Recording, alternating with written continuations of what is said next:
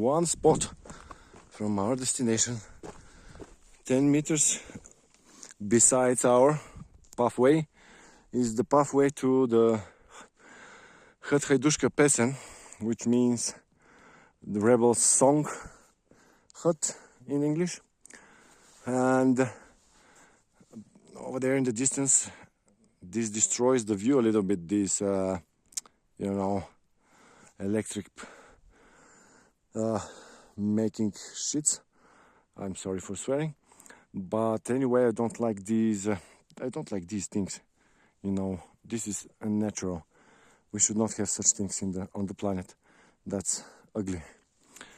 Although I am an eco-friendly person, I think these fans are not the way. But check this view here. It's a spectacular spot. What do you think?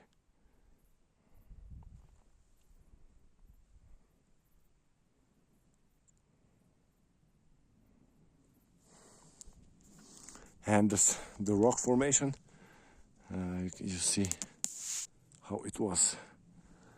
The layers of the stone